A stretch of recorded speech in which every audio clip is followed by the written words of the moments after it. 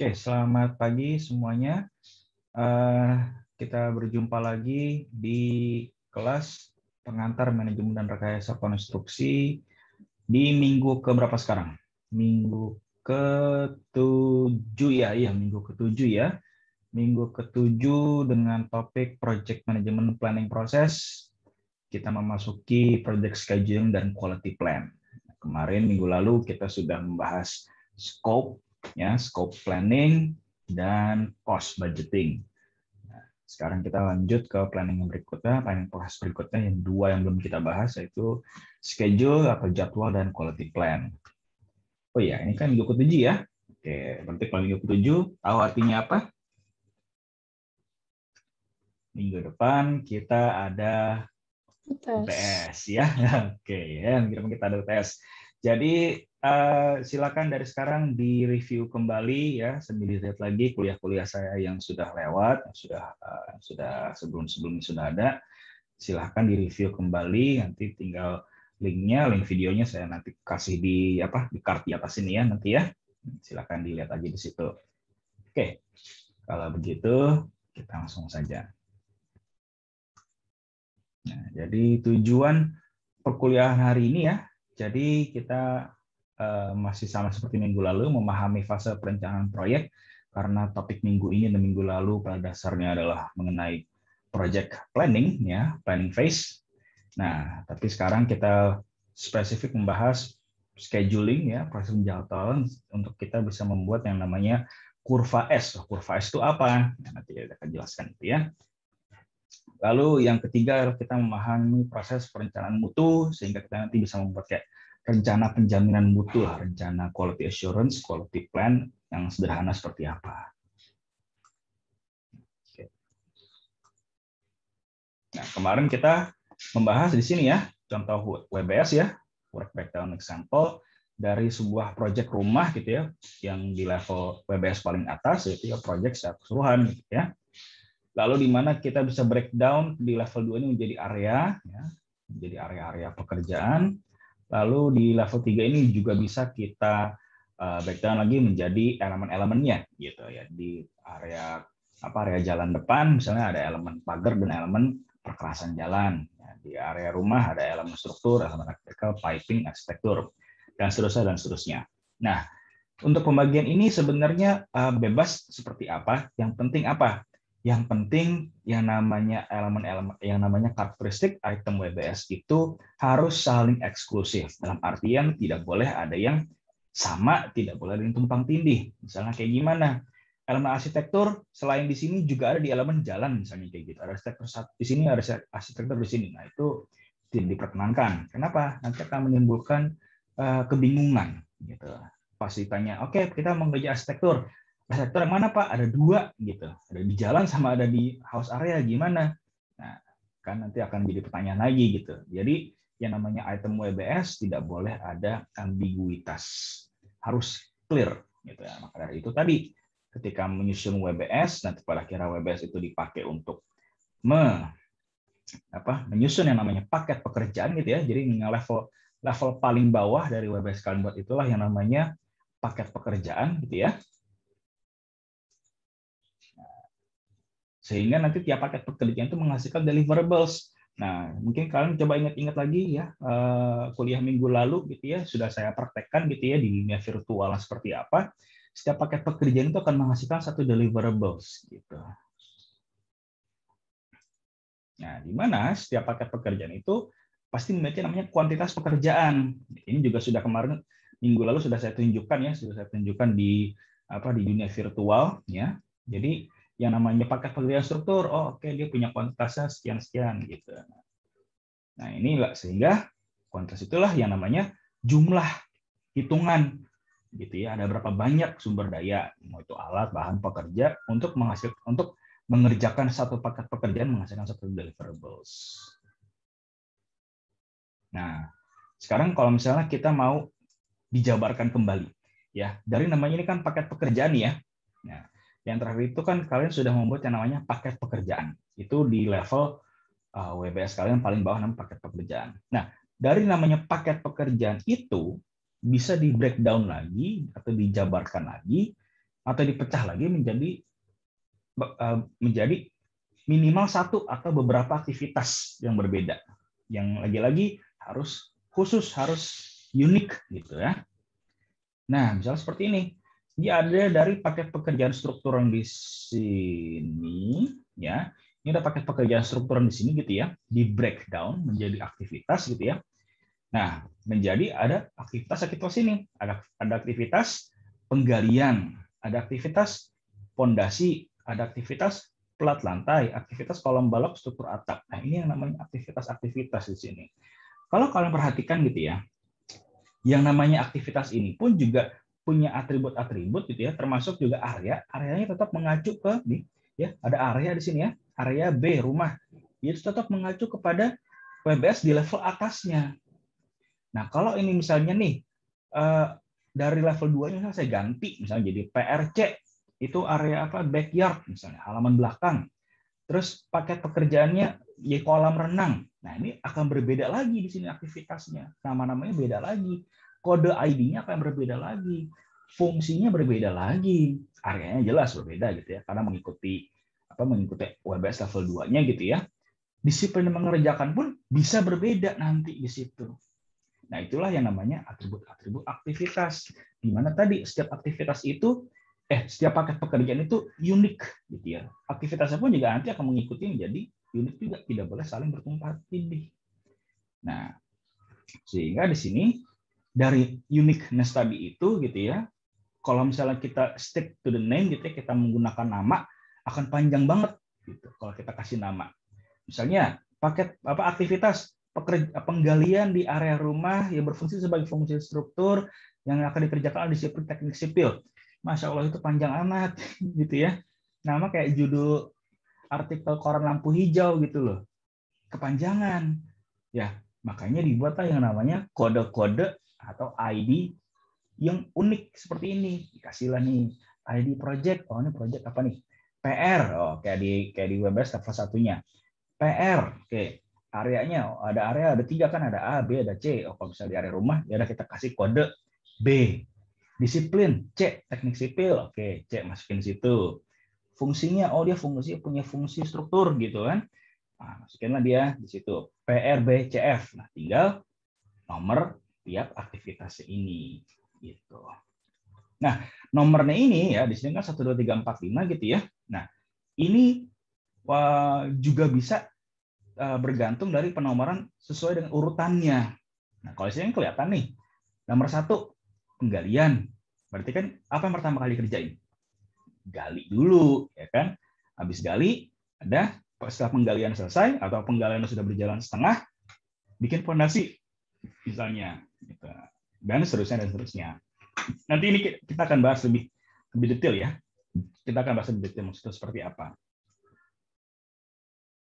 Oh, ini sudah saya jelaskan tadi ya. Nah, lalu ada yang terakhir yang namanya pembobotan. Bobot ini apa sih Pak maksudnya? Bobot ini adalah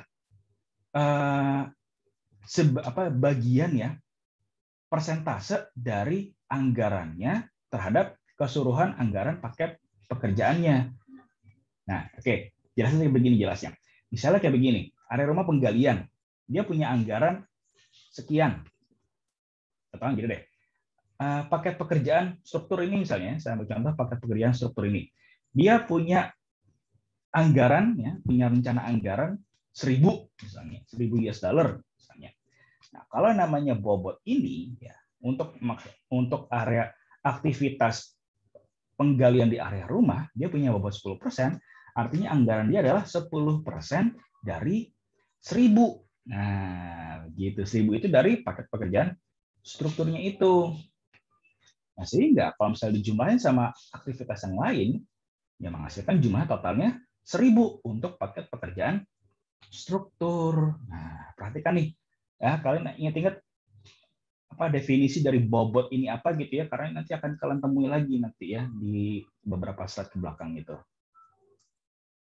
Oke, lanjut. Kalau ada pertanyaan silakan langsung tanyakan di kolom chat. Ya, atau kalau misalnya belum ada pertanyaan baru nanti mau nanya gitu kan, silakan tanyakan di kolom komentar materi Google Classroom terkait ini ya. Nah, sehingga yang namanya aktivitas itu adalah yang namanya semua tindakan nyata atau action yang akan dikerjakan untuk menyelesaikan sebuah paket pekerjaan. Nah, karakteristik aktivitas itu tadi satu, punya nama yang unik gitu. Nah, ini ya sudah saya jelaskan ya, namanya itu harus jelas untuk menghindari ambiguitas. Pekerjaan kolom yang mana Pak? Kolom di gedung itu, satu gedung itu 40 lantai itu bisa ada 1000. Nah, udah bubar lah itu. Ya, ada 1000 nama kolom di situ. Jelaskan kolom di lantai berapa, di area berapa, di nomor berapa nomor kolomnya misalnya. Nah, lalu bisa diukur. Nah, oke, bisa diukur artinya apa? Dia punya sebuah kuantitas, dia punya volume ya. Kuantitas itu bisa berupa volume, bisa berupa kubikasi, bisa berupa panjang, bisa berupa luas, bisa berupa jumlah atau unit. Intinya dia memiliki bobot ya, bobot anggaran yang dapat mewakili kinerja sebuah aktivitas. Kinerja maksudnya kayak gimana, Pak? Nah, ini kalian ingat-ingat lagi nih ya. Nah, ingat-ingat lagi. Namanya kalau kita bicara kinerja sebuah proyek gitu ya. Ini nanti akan kita bahas lebih lanjut setelah UTS. Nah, jadi ingatkan kembali, nanti akan ada yang namanya expected monetary value, ada namanya schedule performance index gitu ya, atau indeks performa jadwal, ada cost performance index atau indeks performa biaya gitu. Nah, itu memerlukan pemahaman pengetahuan mengenai tadi kuantitas, volume, kubikasi, bobot anggaran. Nah, itu harus ada di situ tuh. Nah, tapi kan ini kan kita kan masih dalam tahap perencanaan ya. Nah, nanti di slide berikutnya saya akan jelaskan bagaimana kita merencanakan kinerja sebuah proyek gitu kan secara keseluruhan. Nah, oke. Nah, lalu setiap aktivitas itu pasti punya estimasi durasi. Gitu. Punya perkiraan kapan harus dimulai, kapan harus diselesaikan. Gitu. Mulainya harus kapan, setelah aktivitas yang mana, atau sama aktivitas yang mana barengnya, atau selesainya sama aktivitas yang mana bareng-bareng selesainya. Gitu. Nah, itu punya karakteristik itu juga. Gitu. Ya, itulah yang namanya tadi, setiap activity itu dia bisa punya minimal seenggaknya 2 aktivitas atau bahkan bisa lebih ya, bisa lebih aktivitas itu memiliki hubungan ketergantungan gitu. Nah, hubungan ketergantungan itu bisa finish to start gitu ya. Artinya apa? Suatu pekerjaan itu hanya bisa dimulai setelah aktivitas sebelumnya selesai, atau bisa dikatakan mulainya bisa bareng atau paralel istilahnya. Itu namanya start to start gitu kan. Atau yang ketiga, selesainya harus bareng, finish to finish gitu. Nah, itu pemahaman dasarnya. Sebenarnya variasi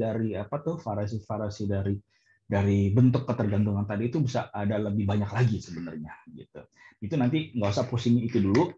Nanti kalian akan mempelajari itu di kelas time cost management gitu ya. Atau nanti kalian kalau misalnya pengen tahu gitu ya, agak kepo gitu, silakan nanti cek aja playlist saya yang tentang kelas time cost management gitu ya. Saya kasih linknya nanti di situ. Ada juga. Nah, lalu yang terakhir, karakteristik yang keempat adalah memiliki perincian yang cukup. Nah, jadi gimana sih cara merincikan gitu ya, membreakdown sebuah paket pekerjaan menjadi aktivitas gitu ya. Kalian ingat kan ya, ketika kalian membuat milestone gitu kan, menentukan milestone, saya ingat kok ada yang sudah menentukan durasinya gitu, sudah nembak durasinya. Oke, ini 2 minggu Pak, ini 2 minggu, ini seminggu gitu. Oke, that's good. Nah, sekarang saya minta adalah dari tadi ya, dari misalnya beberapa pekerjaan gitu yang sudah kalian buat gitu. Ada yang 2 minggu, ada yang seminggu, ada yang 3 minggu misalnya gitu. Itu dari satu batang misalnya, dari satu batang. Kita anggap satu batang panjang ini tadi mewakili satu paket pekerjaan kalian gitu. Nah, ini kalau kita bicara bar chart gitu ya, makin panjang sebuah batang itu artinya makin lama durasi pengerjaannya. Nah, misalnya ini ada sebuah paket pekerjaan, ada sebuah aktivitas fondasi misalnya. Ini fondasi area rumah di sini. Panjang di sini dia kan. Nah, nanti ketika kalian membreakdown, entah itu namanya aktivitas kalian breakdown menjadi subaktivitas atau dari work package menjadi aktivitas, intinya kalian ketika membreakdown Ini metode-metodenya. Nah, yang pertama, kalian harus bisa menjaga durasinya. Gitu. Misalnya ini di contoh ini, pekerjaan di area rumah, pondasi, gitu kan? Dia ada durasinya dari garis merah ini ke garis merah ini, gitu. Lalu dipecah pekerjaannya menjadi beberapa tahapan lagi di bawahnya, gitu. Ya, tahapan pekerjaan pondasi itu ada yang di warnanya hijau muda ini, gitu. Ya, ada bikin tulangan pondasi, ada bekisting pondasi, ada pengacaran pondasi. Ini semua masing-masing punya durasi yang kalau dijumlahkan semuanya itu sama dengan kalau di pekerjaan di area rumah pondasi ini. Nah, kalau misalnya kita lihat di paket pekerjaan sudah kalian rencanakan di di project charter gitu ya, walaupun sebenarnya project charter itu baru high level WBS, paket pekerjaannya belum kelihatan harusnya gitu ya. Yang namanya paket pekerjaan itu kalian tentukan ketika sekarang ini di proses planning gitu. Jadi namanya work package itu sebenarnya baru kelihatan pas di fase planning sebenarnya. Nah, cuman karena project kalian bisa dikatakan kecil gitu ya, ya skalanya mikro lah ya, cuman proyek PR gitu kan, tugas mahasiswa, makanya saya katakan ya wajar aja kalau misalnya di tahap inisiasi udah ketahuan work package-nya apa gitu, karena gampang banget sebenarnya. Tapi kalau di project-project real yang lebih kompleks, yang namanya paket pekerjaan itu baru ketahuan di fase planning gitu ya. Jadi di fase inisiasi itu seperti saya katakan gitu ya, di 2 minggu sebelumnya yang namanya inisiasi itu konseptualisasi di pikiran si yang mau mulai project itu, inisiator itu masih burem gitu, belum begitu jelas. Jadi makanya high level WBS itu WBS itu baru sampai di high level WBS. Paket pekerjaan itu belum kelihatan, belum ketahuan mau bikin apa. Nah, nanti kalian setelah membreakdown dari high level WBS lalu menjadi WBS level 2-nya, lalu sampai ke paket pekerjaan, sampai ke aktivitasnya untuk menyelesaikan satu paket pekerjaan, buatlah seperti ini, dijaga durasinya. Jangan sampai kalian begitu membreakdown, loh malah jadi makin panjang nih Pak, gimana ya? Nah, kalau misalnya jadi makin panjang, coba ada nggak aktivitas-aktivitas yang di bawah sini yang di breakdown ini bisa agak dimajuin gitu. Dalam artian tidak perlu menunggu aktivitas sebelumnya selesai baru mulai gitu kan. Ada nggak kira-kira aktivitas yang bisa dikerjakan berbareng-barengan gitu. Ya. Nah, ini lalu ada metode yang berikutnya tadi menggunakan tabel penelusuran kinerja. Gitu. Misalnya kalian sudah menghitung nih, oke, sampai minggu ini harus ada misalnya gitu ya, harus ada 10 stick es krim yang terpasang untuk dinding ini. Gitu. Ternyata dari rencananya 10 stick es krim terpasang gitu kan, di lem dan dipasang, baru kepasang 5. Nah, berarti kan bobotnya berapa? Cuman 50% dari rencana. Nah, kayak begitu misalnya tuh. Ya. Itu kalau menggunakan penelusuran kinerja. Nah, ini sebenarnya berguna untuk tadi itu, untuk menyusun, untuk melihat progres kalian tuh tiap hari atau tiap minggu itu berapa persen sih kinerjanya. Kalau misalnya rencana kalian, jadi bisa ketahuan, ini kita progresnya udah mulai telat nih, gitu. Udah mulai ketinggalan nih kita nih, gitu. Nanti kalau misalnya udah mulai ketinggalan, begitu menjelang deadline, kita kerjanya akan gimana? Terburu-buru, akan ngoyok gitu kan, akan sangat diburu-buru sehingga terjadi berikutnya apa? Malah jadi banyak masalah. Nah, itu sering sekali proyek terjadi seperti itu. Tidak dikendalikan, tidak dilihat progresnya di tengah-tengah gitu kan, di awal, di tengah itu tidak dilihat progresnya, baru ketahuan udah terlambat ketika menjelang deadline. Nah, itu jadi apa? Kerjanya jadi buru-buru. Kalau buru-buru jadi ceroboh jadi akhirnya banyak yang rusak, banyak yang gagal, banyak yang masalah terjadi. Nah, jadi ini tidak hanya untuk proyek gitu ya, tapi untuk PR juga, untuk tugas-tugas juga, gitu loh.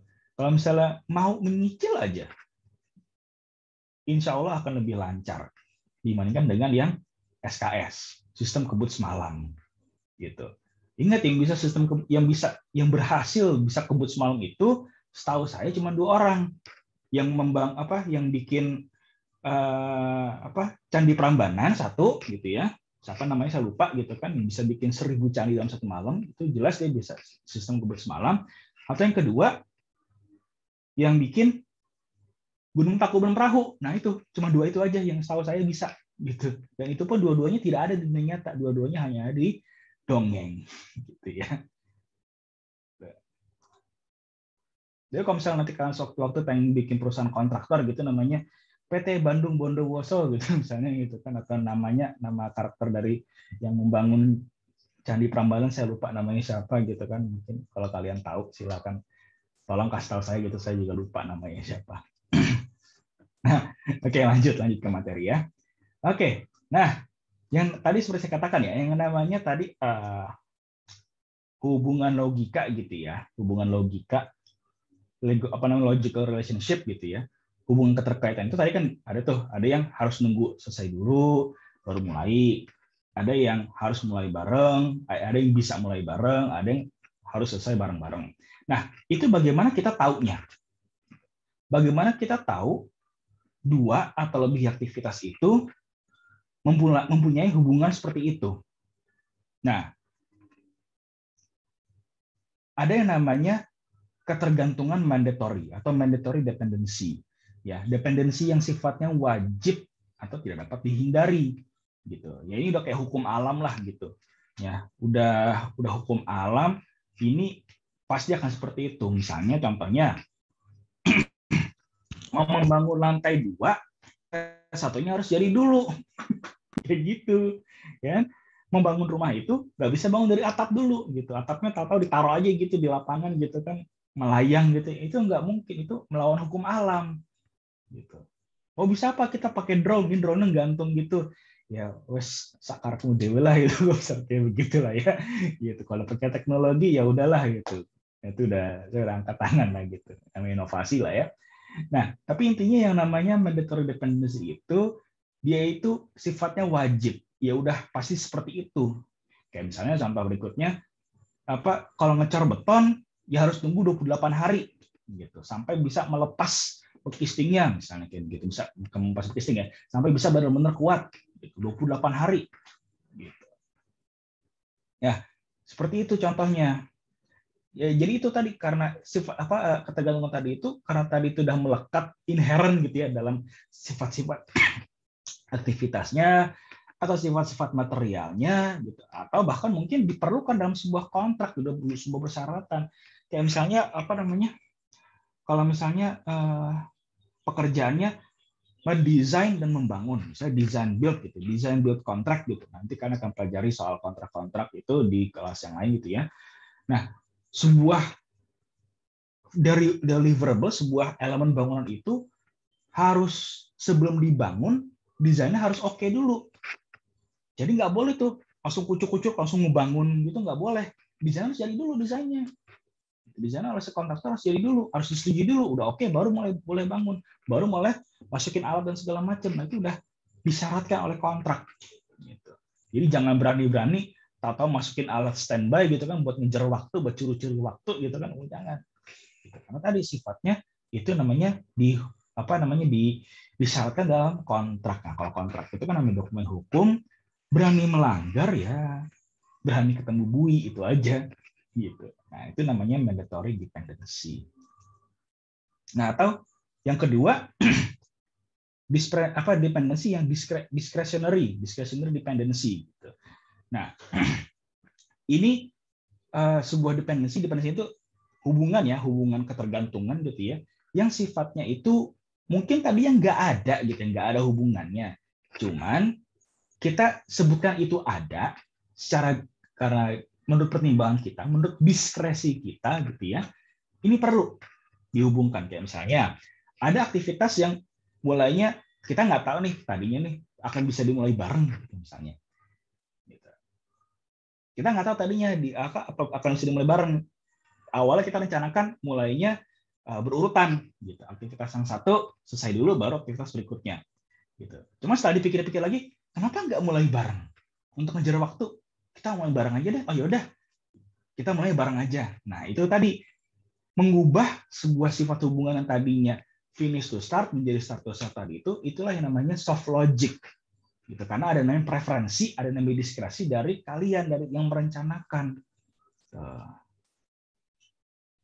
Nah, lalu ada external dependency. Dependency dari faktor luar. Misalnya, gitu kan, kalian di rumah masing-masing, misalnya kayak gitu kan, yang punya kelompok gitu kan, bikin project gitu. Kamu ngerjain ini ya, ngerjain elemen-elemen ini, aku ngerjain elemen-elemen itu, kamu ngerjain yang ini gitu. Oke, udah masing-masing selesai gitu, tinggal assembly di satu tempat gitu. Tahu-tahu ada PPKM. Ya, PPKM. Nggak bisa ngumpul kita nih, nggak bisa ngumpul lagi. Amit-amit jangan sampai ada PPKM lagi lah ya, udahlah pandemi selesai aja lah gitu. Udah capek juga sama pandemi 2 tahun nggak kelar-kelar.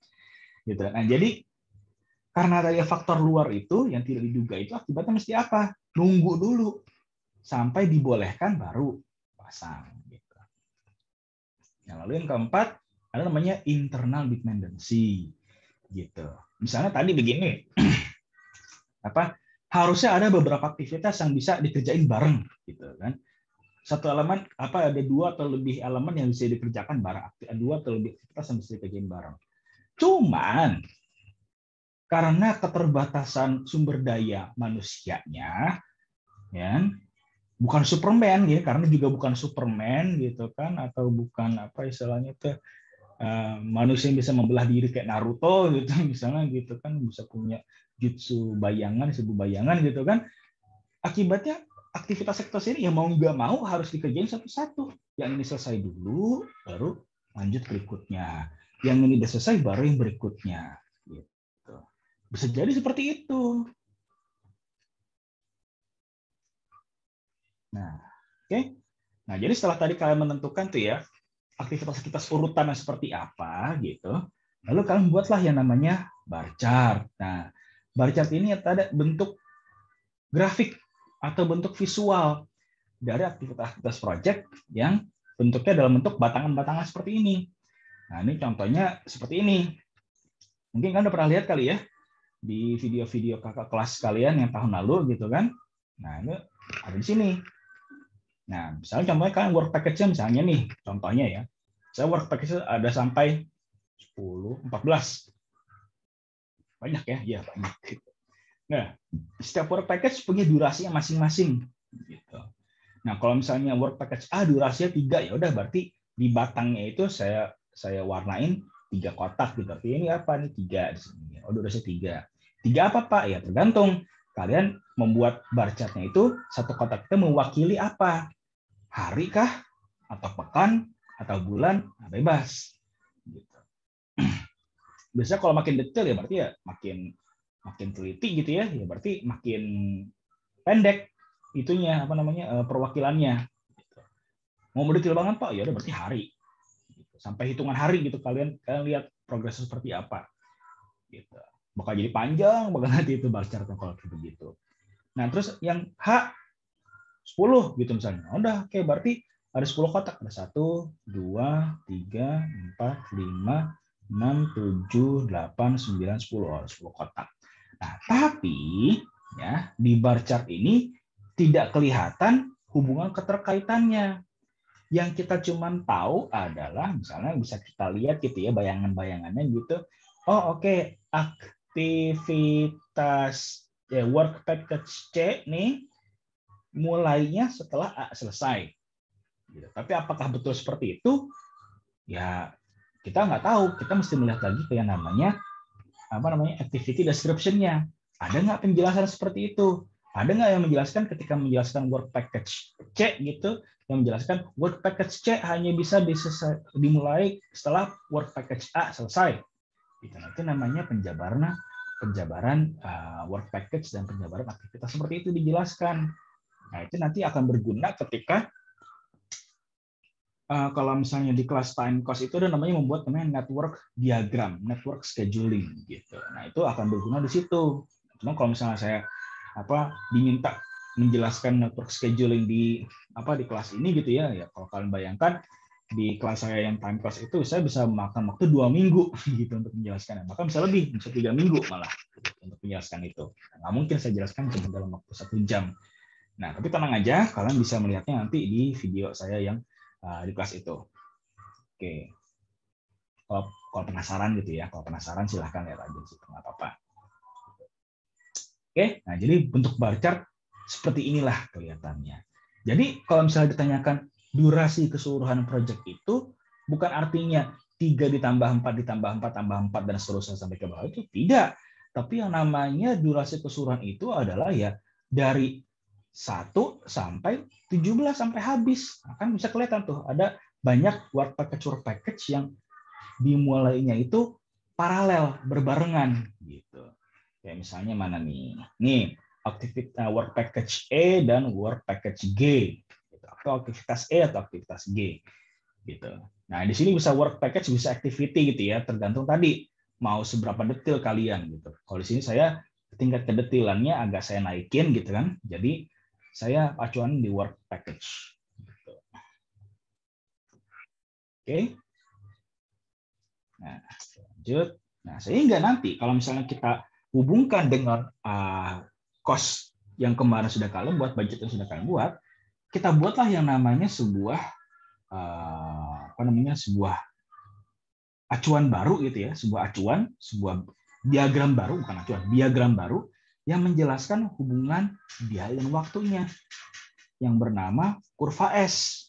Nah, kurva S inilah yang namanya metode grafis untuk perencanaan, scheduling, pengendalian, pengawasan. Misalnya ini kurva S ini bentuk apa, fungsinya sangat banyak gitu ya, istilahnya sangat versatile gitu, sangat banyak fungsinya. Nah, sehingga ini kurva S ini akan sangat sering dipakai di project-project. Kalau misalnya kalian punya kesempatan gitu untuk main-main ke kantor project orang gitu kan, punya saudara kalian gitu kan.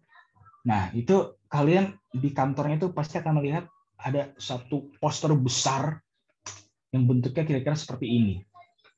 Gitu. Ya, ada sebuah kurva atau sebuah garis yang bentuknya hampir mirip kayak S gitu ya. Tuh, lihat. Agak datar, terus agak naik di tengah-tengah, agak naik, agak mencuram dikit, mendaki dikit, lalu di paling ketika menjelang selesai gitu kan agak mendatar lagi. Ini artinya apa? Artinya di tengah, kalau misalnya kurvanya ini masih landai, artinya rencana untuk mengeluarkan effortnya, untuk spendingnya, ya, untuk mengeluarkan anggaran untuk mengerjakannya, untuk memproduksinya itu masih sedikit. Makin curam, artinya makin banyak biaya yang dikeluarkan, makin besar modal yang diperlukan untuk aktivitas produksi. Nah, seperti itu aja sebenarnya. Nah, jadi kelihatan di kurva S ini. Nah, kalau yang namanya hijau gitu, ini hijau, terus pakai segitiga gitu, segitiga hijau, ini namanya original plan. Nah, jadi rencana seperti itu. Aktivitas yang di sini oke, agak landai gitu kan, awal-awal agak landai. Dari 9 September sampai 30 September itu agak landai.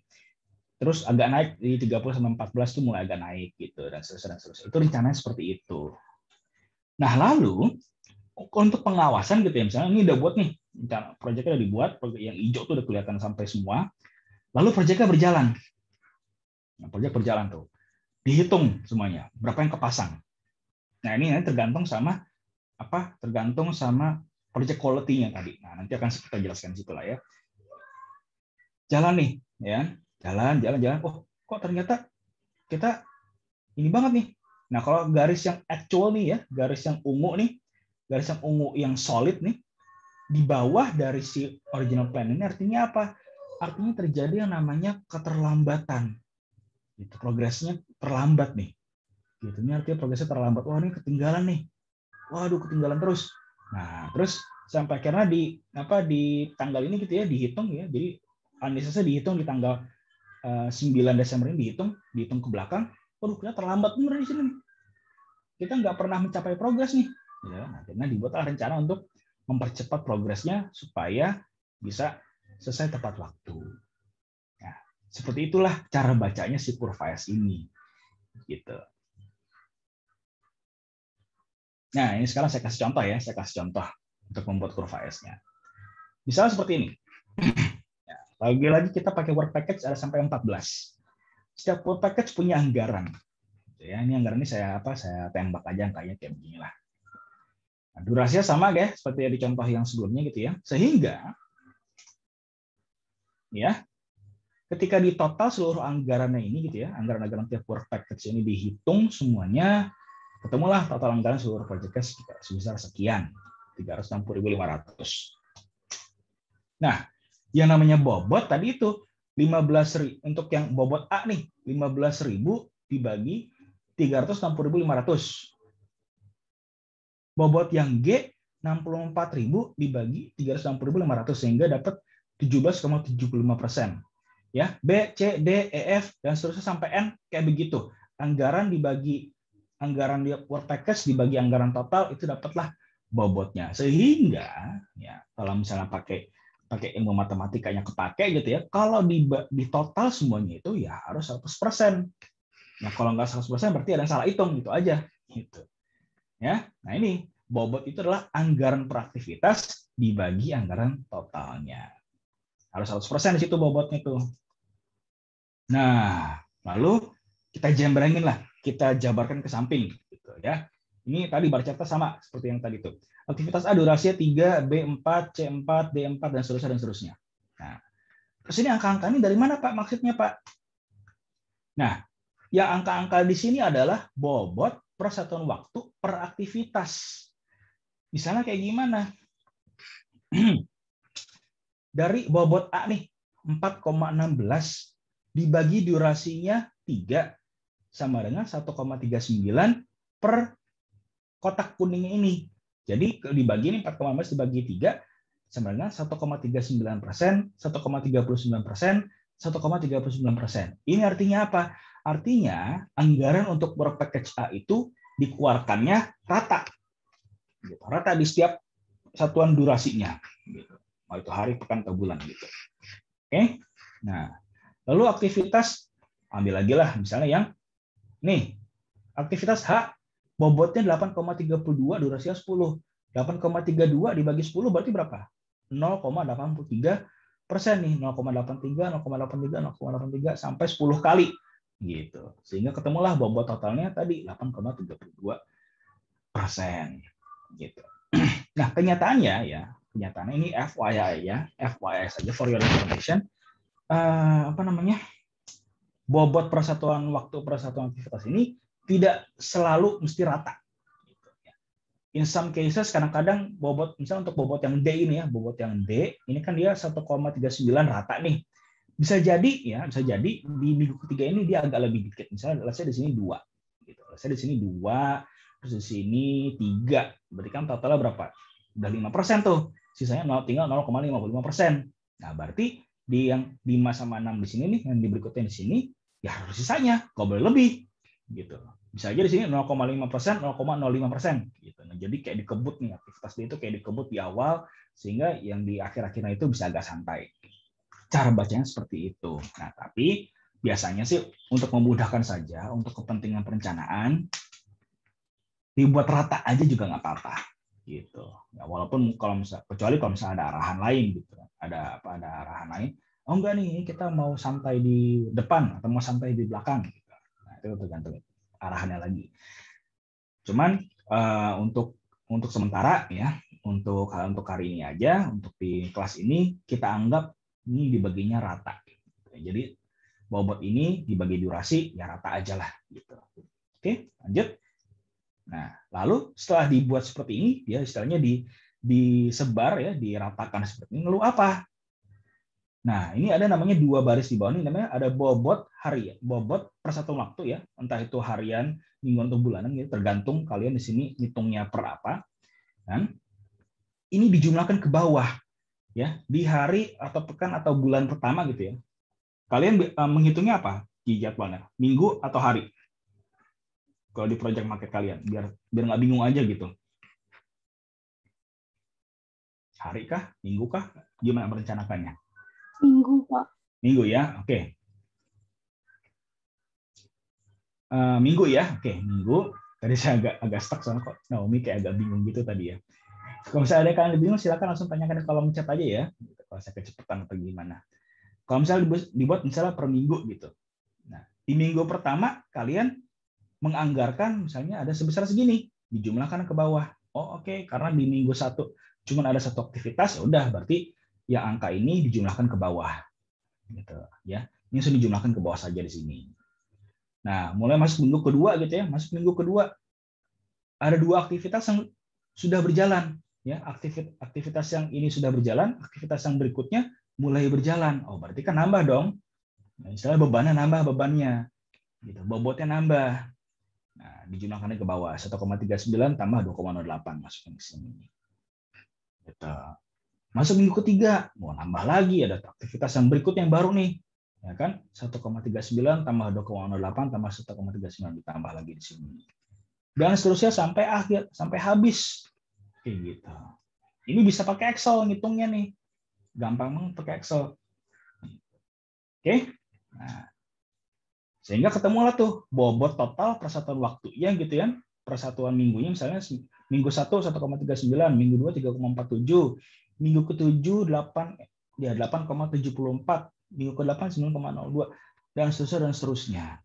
Sampai akhirnya di minggu ke-17 ada 1,53%. Oh, ini mengecil lagi. Lalu setelah itu apa? Nah, masuk ke baris keduanya, baris yang paling bawah namanya bobot kumulatif. Bobot kumulatif itu apa namanya? Akumulasi dari tiap minggu. Minggu 1 masih sama 1,39%. Nah, tapi minggu kedua ini 4,85 didapat dari mana angkanya? 1,39 ditambah 3,47 di sini. 9,71 dapat dari mana? 4,85 tambah 4,85 yang ini 15,12% dapat dari mana? 9,71 ditambah 5,41 dan seterusnya. Di sini ya di akhir ini harus 100%. Kalau kurang atau lebih ada yang salah hitung gitu. Kalau misalnya sampai 102%, 103%, nah itu berarti ada salah hitung. Kalau misalnya 100,1% atau 100,01%, nah itu kemungkinan cuma kesalahan di pembulatannya aja. Gitu. Ini bisa dihitung menggunakan Excel. Manual pun bisa sebenarnya manual. Gitu ya. Paling pakai kalkulator lah. Oke, clear ya?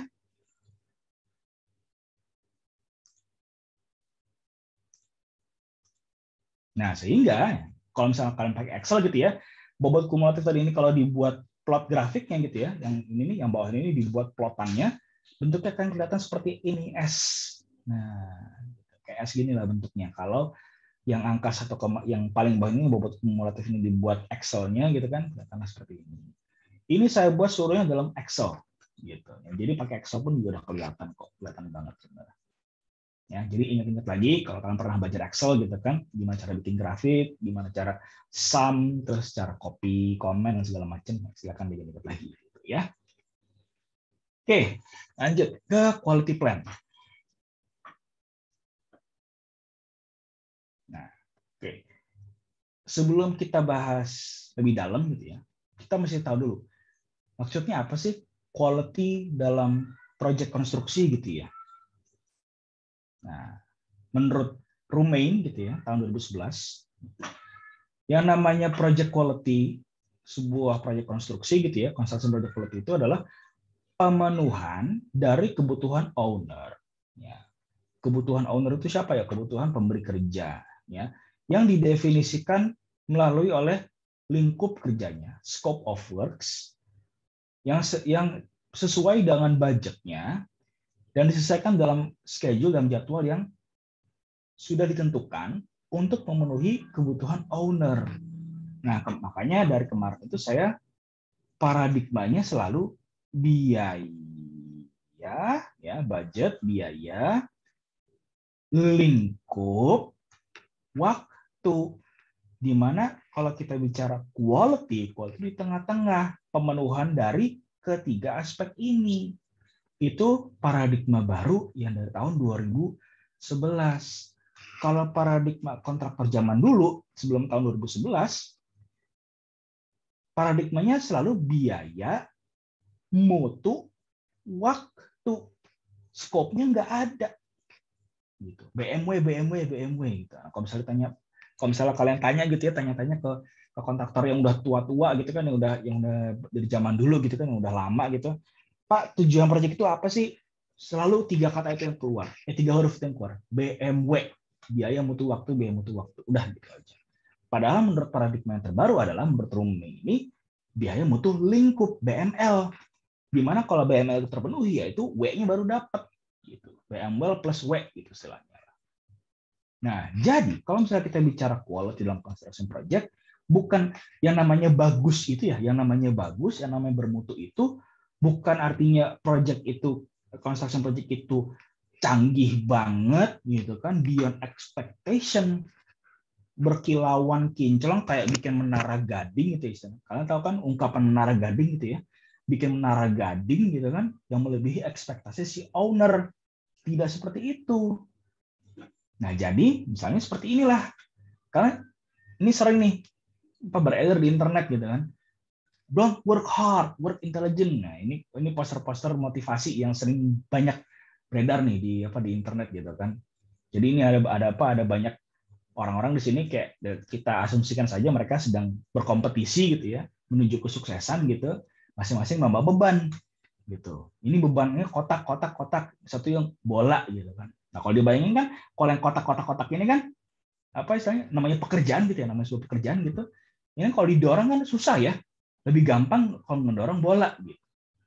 Nah, jadi sehingga yang membuat poster ini berargumen kita harus kerja pinter, jangan kerja susah gitu kan. Nah, cuma kalau misal dalam konteks manajemen quality gitu ya, quality in construction projects, yang terjadi sebenarnya malah ini. Kliennya dari awal kliennya sudah minta, Pak, saya minta 1.000 kubus gitu kan untuk membuat rumah, untuk membuat piramid. Tapi kok yang datang ke saya ada 998 kubus, 2 bola. Gitu. Ya kan? Bosnya ngomong lagi loh, kita nggak pernah nyuruh tim saya tuh untuk bikin bola gitu, kok tahu-tahu ada bola sih gitu. Ya salah satu tim Anda bikin capek-capek gitu kan, mengikir lagi tadi yang udah kubus kotak bagus jadi bola.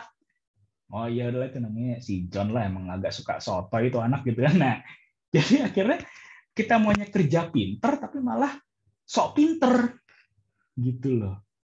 Jadi akhirnya menyalahi syarat-syarat dari si owner, sehingga kebutuhan owner tidak terpenuhi di situ. Nah, itu namanya kerja sok pinter gitu. Kalau mau namanya kerja pinter ya, kalau kita lagi ke sini, kalau namanya kerja pinter, ya jangan didorong, carilah kereta kek, carilah mobil kek untuk ngebawa ini kubus-kubus bareng-bareng gitu kan, pakai truk jalan. Nah, itu namanya kerja pinter. Gitu loh. Ini namanya udah kerja, ini sebenarnya kerja keras juga sih ujung-ujung gitu kan, karena memang mikir itu kan misalnya juga ada usaha di awal gitu loh, ada usaha juga, capek-capek mikir-mikir gitu kan, lalu didorong supaya lebih cepat gitu, pada akhirnya juga di reject, ditolak sama owner kan, bukan kerja pinter namanya gitu. Kerja sok pinter iya gitu loh. Oke, nah sehingga ya kalau misalnya kita lihat gitu ya, hubungan quality dengan dengan aspek-aspek yang lain, aspek biaya, aspek waktu gitu kan. Nah, kita seperti inilah. Oke, ada yang namanya quality management, plan quality management gitu. Ini yang terkait dengan maunya setiap deliverable ini, setiap deliverable paket pekerjaan ini harus memiliki quality, harus memiliki karakteristik, harus memenuhi syarat apa saja supaya bisa dikatakan ini bagus barangnya. Itu ada namanya di plan quality management. Nah, namanya plan quality management itu akhirnya membuatlah yang namanya beberapa dokumen, beberapa coret-coretan yang namanya quality management plan dan quality matrix gitu. Yang nanti akan dipakai untuk manage quality, untuk mengelola quality. Udah aktivitasnya. Bagaimana mengelola quality. Bagaimana menjalankan proses penjamin mutu di seluruh proyek itu. Merencanakanlah cara-cara, metodenya seperti apa. Oh, untuk beton kita menguji nanti akan pakai ada namanya tes slam, ada namanya tes tekan. Kalau tulangannya bajanya itu kita nanti ada tes tarik, tes lentur, gitu. Ya, dan seterusnya. Nah, ya yang namanya quality plan, quality matrix itu ya itulah namanya requirement, syarat, quality requirement yang nanti akan digunakan untuk membandingkan gitu, untuk menguji dan mengevaluasi hasil laporan-laporan dari lapangannya seperti apa di proses manajemen mutu. Nah, makanya manajemen itu adalah berkaitan dengan membandingkan hasil kerjanya yang real ketika proyek sudah berjalan gitu kan. Ada hasil-hasilnya nih gitu. Oke, ini betonnya ada nih, udah kecor ya kan. Ada silinder betonnya. Oh, ini tulangan ada nih, udah kepasang nih. Gitu. Nah, hasil-hasil kerja itu dibandingkan dengan ada dokumen-dokumen acuan. Dari mana? Dari syarat. Syarat itu bisa tadi standar nasional Indonesia (SNI) atau kontrak dan atau gambar kerja, gambar rencana seperti apa. Dibandingkan gitu. Syarat-syarat, gambar dan segala macam itu kan yang akan menentukan kalau nggak mencapai ini, nggak sesuai dengan syarat-syarat ini, reject. Kalau sesuai, baru diterima, acceptable. Nah, muncullah yang namanya quality reports dan deliverable yang sudah oke, sudah lolos uji mutu untuk nanti dibayarkan, ditagihkan oleh kontraktor ke owner. Nah, ini yang kompleksnya seperti itu berdasarkan PMBOK ya begini ya. Sederhananya seperti ini ya. Dari kalian sudah bikin nama WBS gitu kan. Ada namanya work package.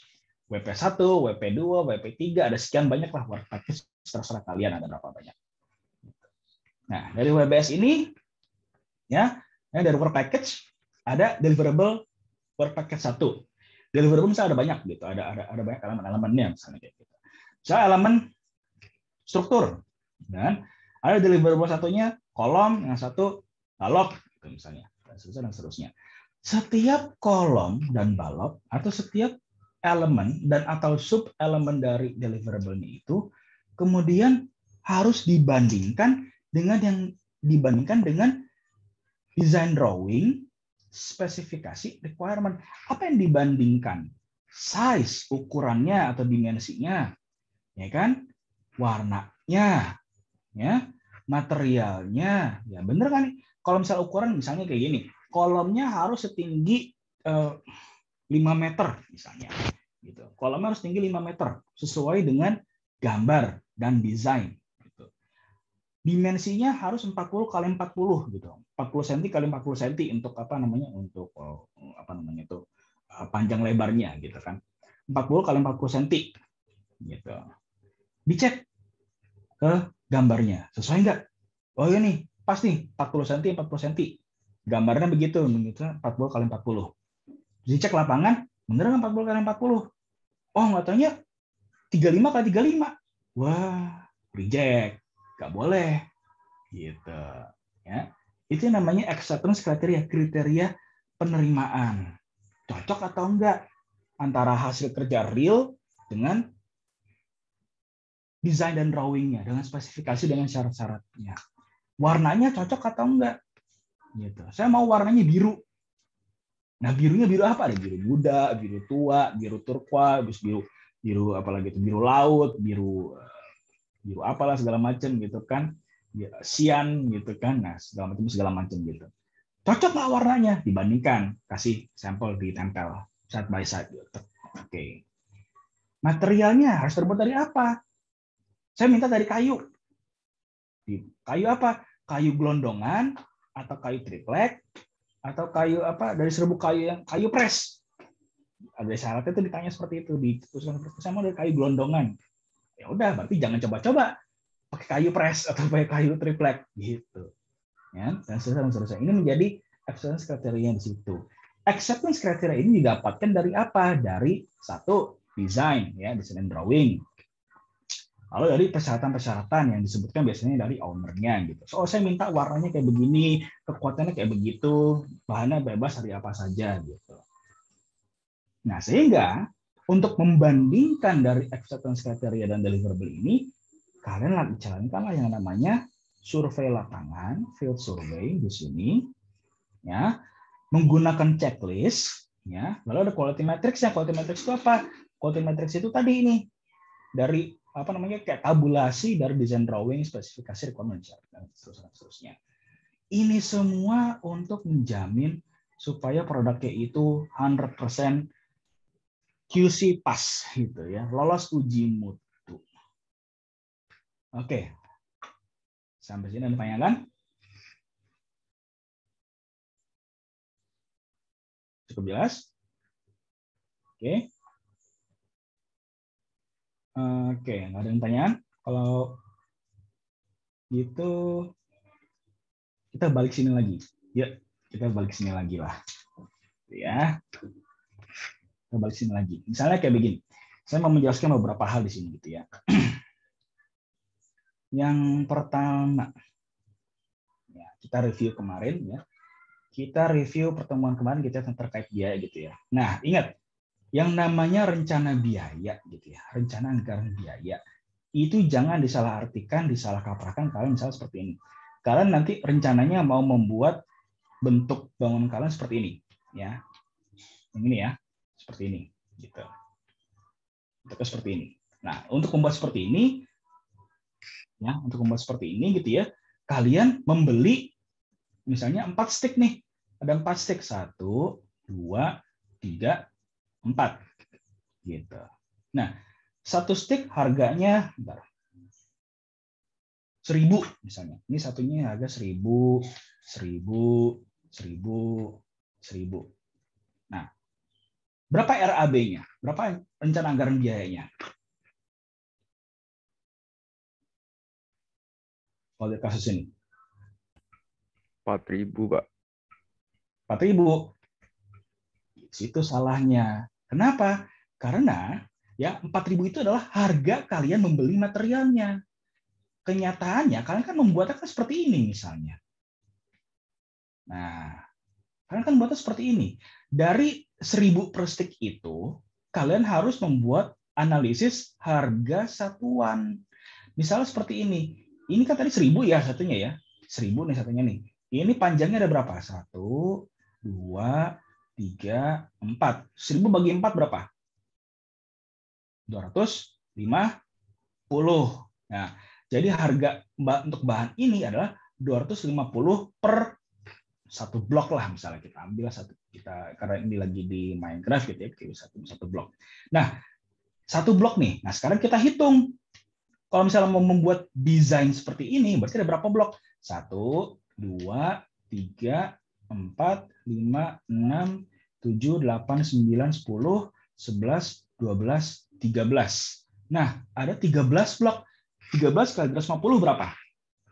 Enggak, dihitung-hitung. 13 kali 250 berapa? 13 kali 250. 750 ditambah 2.500. 3.250. Benar nggak? 3.250. Berarti anggarannya, rencana anggaran biayanya untuk membuat bangunan seperti ini adalah 3.250, bukan 4.000. 4.000 adalah biaya yang kalian keluarkan untuk membeli materialnya. Gitu. Nah, jadi rencana anggaran biayanya adalah 3.250. Tapi kalian mengeluarkan uang, misalnya nih untuk beli segini banyak gitu kan, udah terlanjur beli 4 stick, 4.000, rugi dong. Iya rugi. Nah, makanya perlu yang namanya perhitungan matang. Tuh. Atau cara berikutnya adalah kalian, ya, ini penting nih. Yang akan saya jelaskan di sini penting. Kenapa? Karena nanti yang ini akan saya jelaskan ini akan dipakai banget ketika membuat yang namanya earn value analysis. Jadi kayak sebenarnya saya sebut ya, namanya earn value analysis gitu untuk melihat seberapa besar kinerja kalian. Ada namanya planned value, ada namanya actual cost. Nah, ingat nih ya. Ingat-ingat nih. Ini saya kasih teaser di sini aja. Nah, tadi kalian mau buat yang kayak begini ya. Nih, mau buat yang sebelah kanan nih yang kayak begini nih. Oke, tadi berapa? 3.250 ya. Dengan asumsi tadi satu kotak ini harganya 250 berdasarkan tadi hitungan yang ini ya, 1.000 dibagi 4. Nah, sekarang gimana kalau misalnya kalian nih, instead of bukannya melaporkan ke saya ya dalam bentuk plan value harga satu kotak ini 250, kenapa nggak dinaikin deh jangan 250? Ya, let's say jadi 300 gitu gimana? Wah, 300 kali 13, 3.900. Oh, masih rugi. Ya udah, jangan segitu. Gimana kalau 500? 500 kebanyakan. Gimana kalau 400? 400 kali 13. Berarti RAB-nya atau planned value-nya adalah 13 dikali 400. 5.200. Di sini 5.200. Nah, kalian beli di sini satunya, satu blok ini 250, udah untung tuh. Nah, itulah jadi ketika kalian membeli inilah namanya actual cost, sedangkan yang di sini namanya adalah planned value. Gitu loh. Nah, nanti itu akan kalian ketemu lebih sering lagi ketika nanti sudah mulai melakukan proyeknya gitu. Oke. Nah, jadi yang kemarin saya jelaskan panjang lebar sampai nulis banyak buku di sini gitu ya. Nah, ini makanya saya tulis di sini namanya plan the value. Gitu. Ini semuanya namanya plan value di sini ya. Ini plan value di sini. Ya, terus di sini juga ya ini juga plan value, total value di sini kan tulisannya juga total value. Gitu. Nah, in real, nanti ketika mengadakan atau membeli material ini, jangan cari yang harganya segini, 4.000, jangan. Tawar-tawar. Carilah yang harganya, misalnya untuk material ini, yang 3.000, ini 2.000, misalnya. Sehingga actual cost-nya bisa ditekan gitu ya, tanpa mengurangi mutunya. Nah, itu kalau kita membicarakan biaya gitu. Oke. Nah, sekarang nih saya mau membicarakan dependency activity gitu kan. Nah, misalnya nih saya mau bikin rumah yang sama kayak begini. Begitu kan saya belum menunjukin prosesnya gimana gitu ya. Nah, sekarang kita ada tanah seperti ini. Gitu. Ini sudah saya kasih penggaris di sini. Saya ambil alat dulu. Alatnya saya ambil pacul sama scaffolding. Oke. Nah, berarti kan aktivitas sebelumnya apa nih? Saya harus gali dulu. Bisa nggak saya langsung pasang ini footing deep slate ini? Nggak bisa. Orang ini desainnya itu ada di dalam kok kayak begini kan tuh. Dia ada di dalam tanah. Berarti aktivitas yang pertama adalah sudah menjadi hukum alam, gitu istilahnya gitu kan. Menjadi hukum alam, saya harus menggali dulu. Nah, saya harus gali. Nah, wah ini ada galinya kedalaman nih. Nah, ya, saya harus gali dulu di sini nih. Gali, ya, gali, gali.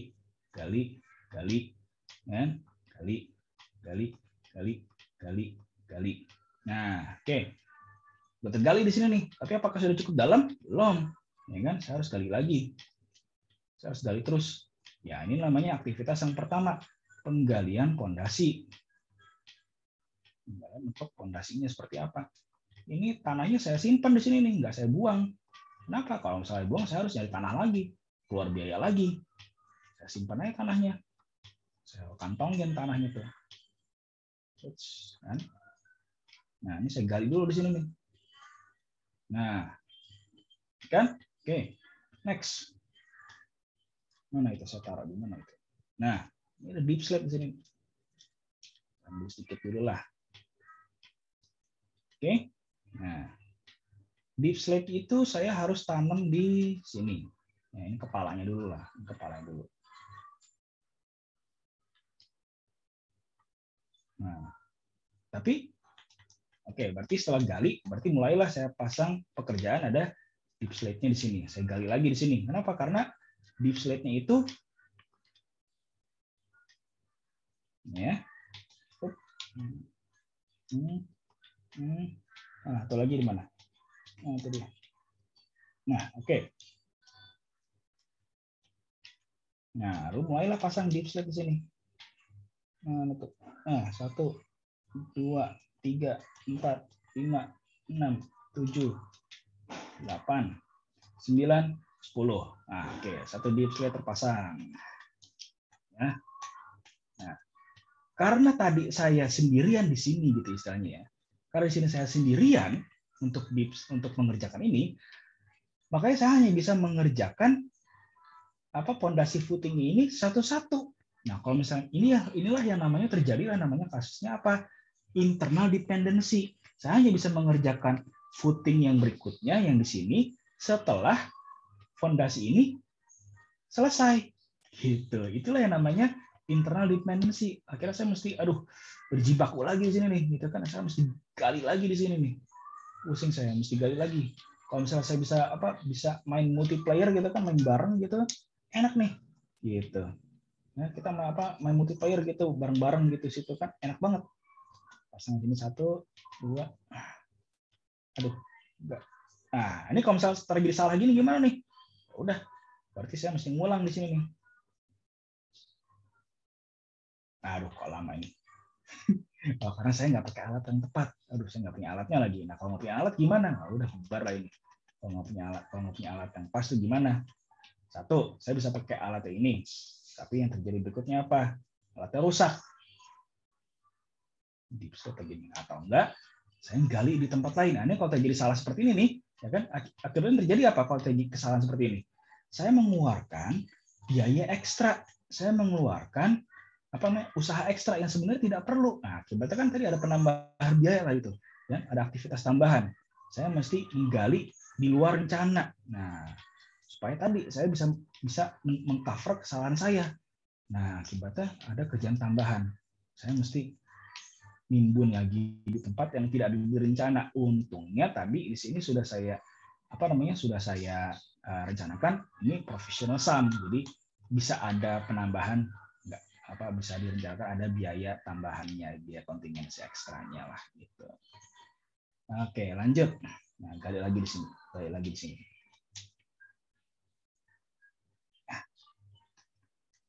Oke, kita gali lagi di sini. 1, 2, 3, 4, 5, 6, 7, 8, 9.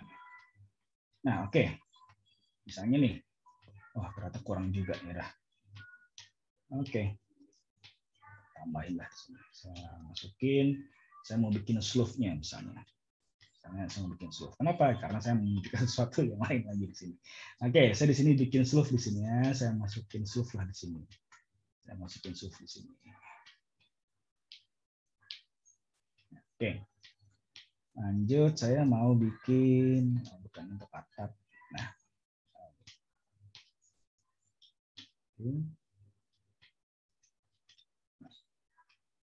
Oke ya. Nah, saya mau bikin begini. Kalau misalnya kita lihat desainnya gitu ya, ini kan saya mau bikin outlook. Oh iya, saya lupa. Jangan lupa ada namanya aktivitas pendukung di sini. Apa aktivitas pendukung? Di sini saya memasang scaffolding. Nah, scaffolding ini supaya saya bisa berdiri di atas gitu. Kenapa? Kalau misalnya saya berdiri di ketinggian gitu kan, kalau misalnya saya jatuh, saya bisa luka. Nah, ini kita bicara K3 di sini. Saya jatuh. Oh, ternyata nggak cukup tinggi. Oke, nggak cukup tinggi rupanya. Oke, saya mau bikin agak tinggi supaya saya bisa nunjukin kalau namanya K3 gitu ya. Pentingnya K3 ya, pentingnya K3 dalam proyek gitu ya. Saya bisa nah tuh jatuh. Ya, saya bisa jatuh di situ. Nah, jadi maka perlunya K3 di sini. Oke. Nah, oke, saya ini lagi dah. Oke. Saya mau bikin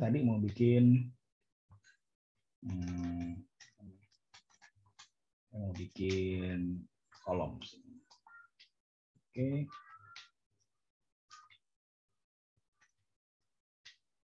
Nah, tingginya berapa desainnya tuh? 3 kan? Tingginya 3. Nah, lalu di sini salah.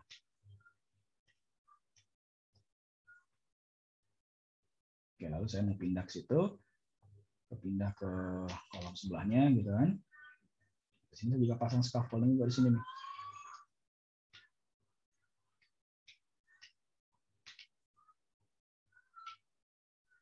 Ya, sekarang scaffolding juga di sini. Oke. Nah, misalnya saya sudah pasang kayak begini ya. Sudah pasang kayak begini. Nah, ini saya kasih baloknya seperti ini. Nah, tadi ini kita bicara apa namanya? Bicara pengaruhnya mutu dengan biaya dan dengan apa namanya? Dengan waktu gitu ya. Biaya, mutu dan quality gitu, dengan quality. Saya bongkar dulu. Oke. Nah, misalnya kayak begini. Tadi saya sudah melakukan aktivitas ya, termasuk tadi pasang scaffolding itu aktivitas pendukung ya, di mana itu juga misalnya kontraktor mengeluarkan uang tapi tidak dibayar gitu kan, karena tadi aktivitas pendukung itu perlu gitu untuk keperluan K3 dan segala macam. Oke, saya tadi sudah membuat kolom satu seperti ini, kolom dan bolok seperti ini. Nah, lalu di sini saya bisa nyatakan, oke, di sini kita ada milestone satu di sini, ada milestone di sini satu. Silakan apa namanya, owner periksa gitu. Nah, lalu ini saya lalu diperiksa sama owner. Dicek dengan desainnya. Oke, tinggi 3. Cocok nggak? 1, 2, 3. Oke, tingginya 3. Baloknya, kolomnya tingginya 3. Oke, pas 3. Lalu baloknya juga untuk yang di sisi ini, oke, 3 juga. Berarti sesuai. Berarti kalau ngikutin desainnya, oke, pas. Ini diterima seperti ini. Nah, jadi saya bisa dibayarkan lah. Gitu. Nah, tapi apa yang terjadi kalau misalnya kayak begini? Tadi terjadi namanya, misalnya kontraktor, aduh kayaknya ini nggak bagus deh ini kalau misalnya apa kayak gelondongan kayak begini, saya itu saya kupas, nah biar lebih bagus, lebih cakep gitu misalnya kayak gitu. Nah, biar lebih cakep lah kayak begini, saya kupas ya gitu. Jadi berbeda dengan desainnya seperti ini gitu. Oke, owner silakan periksa gitu. Yang terjadi berikutnya apa? Kira-kira ownernya akan senang atau enggak? Enggak, Pak. Enggak. Kenapa tidak senang? Nggak sesuai yang dia suruh. Iya, ini nggak sesuai dengan yang dia suruh, bro. Lah saya mintanya jangan dikupas kok, jangan ada apa barknya, jangan dipil, jangan dikupas. Kenapa tahu-tahu ente yang ngerjain dikupas? Yang terjadi apa berikutnya? Bongkar. Ya kan? Nah, inilah. Jadi kalau misalnya terjadi yang seperti ini, rework seperti ini, yang terjadi yang dialami oleh si kontraktor adalah dia keluar uang, ya sudah keluar uang capek-capek untuk tadi ngebangun seperti itu, ngupas pula ada kerjaan tambahan tapi di reject.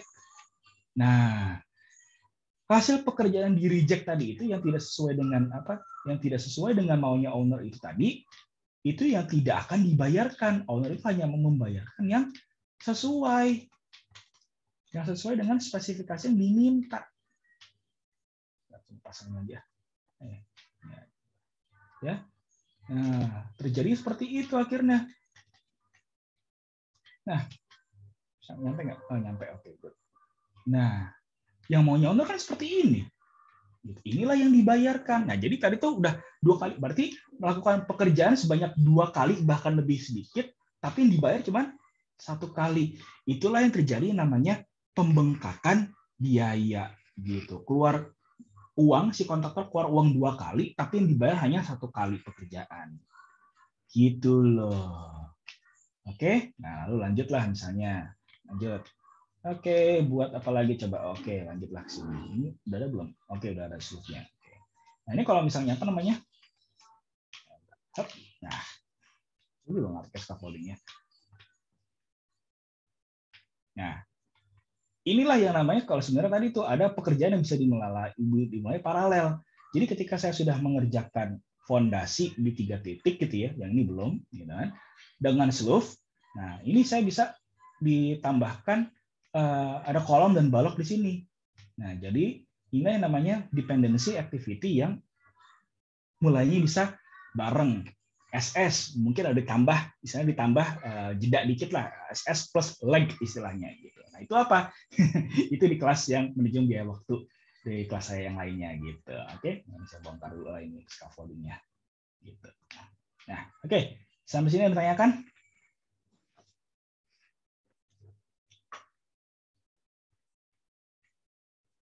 Cukup jelas? Jelas, Pak. Jelas ya. Oke. Mau main multiplayer? Kalau ada apa? Kalau kita bisa kumpul di kampus gitu ya, kita bisa main multiplayer pakai WiFi kampus. Saya punya satu lagi deh. Ya, pasang fondasi lagi di sini. Oke, terakhirlah sebelum saya tutup ya, tanggung. Oke. Nah, seluruhnya belum. Tanggung. Bisa pasang ke sini. Nah, oke, lalu ditambah dengan plat lantai. Waduh, mate lah. Tuh, batu lagi nih. Wah, kalau batu gini susah nih. Pecah.